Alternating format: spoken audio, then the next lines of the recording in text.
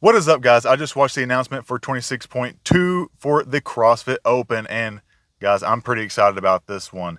It's going to be 80 feet of overhead walking lunge, 50, 35, I believe, with the dumbbell, 20 dumbbell snatches, 20 pull-ups. Go back to the overhead lunge, so 80-foot overhead dumbbell walking lunge, 20 dumbbell snatches, 20 chest to bar, 80-foot overhead dumbbell walking lunge again, 20 dumbbell snatch, and finally finishing with 20 ring muscle ups. Now, I'm a big ring muscle up fan, so I was pretty excited to see this one. It's going to be a big separator for those that are reaching that point. But quick at a glance. Oh, and also all that at a 15-minute cap. But at a glance, immediately upon, I just wrote some notes.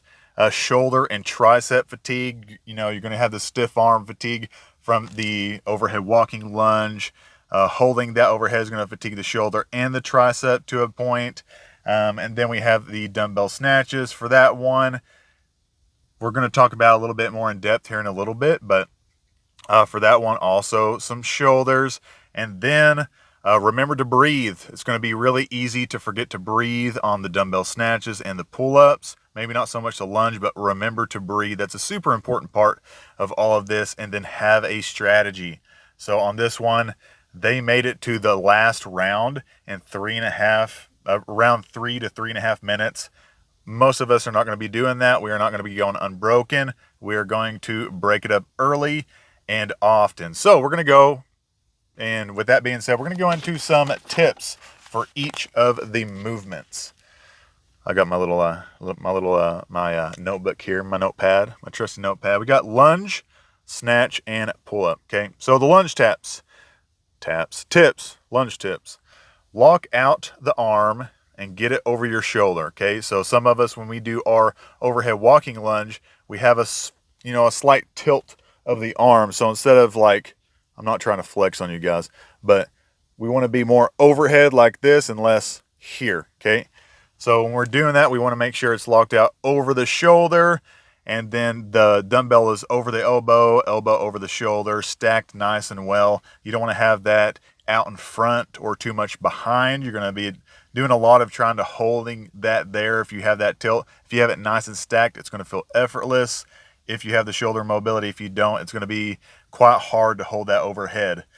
That being said, make sure you get your foot over the tape when you finish your 20-foot lunge, because a no rep is costly. And if you no rep in the middle of that 20-foot lunge, you got to go all the way back to when you started that 20-foot segment. So again, it's going to be tough. You can't rest on every 5-foot segment.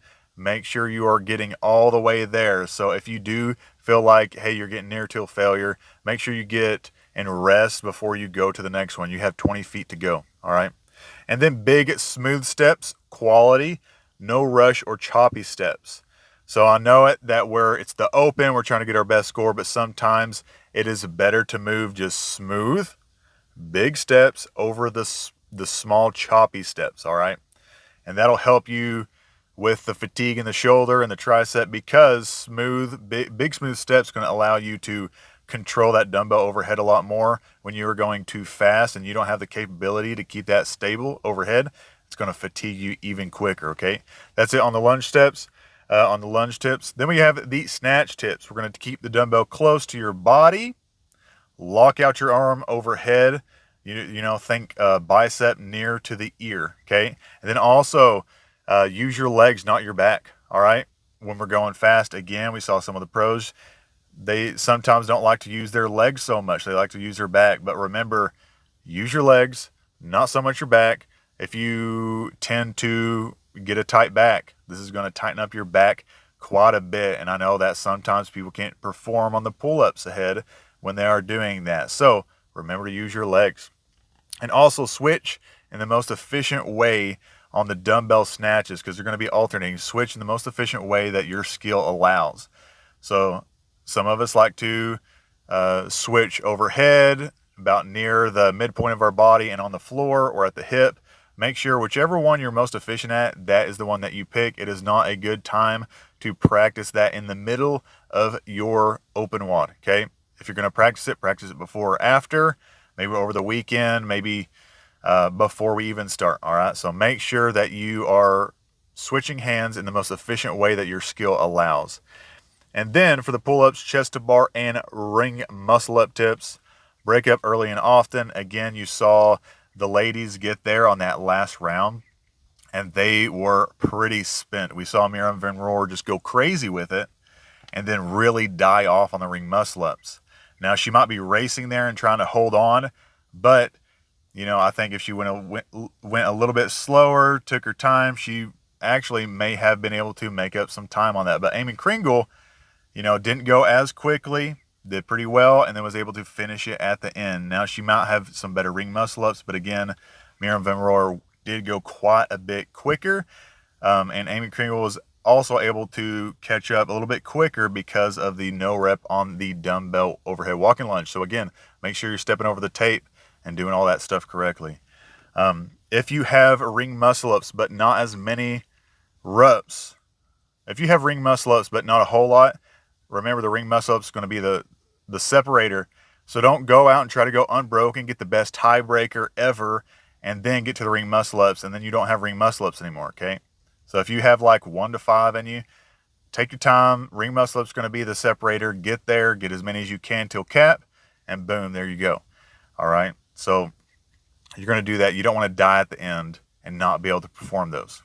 All right? If you have moderate to high volume of muscle-ups, you can go a little bit quicker, but same thing still applies. You don't want to go so quick that you're just dead at the end.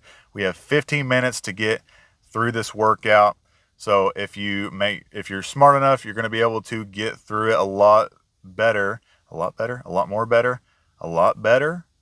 than you would if you would have just take it down, make sure everything is nice and smooth. All right.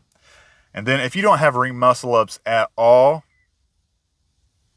by all means, race for that good tiebreaker. But if you have a chance for your first ring muscle-up tonight, take it a little bit slower. All right. If you feel like it's a no-go, race for that tiebreaker. But other than that, I am extremely excited for 26.2. I hope you guys are too.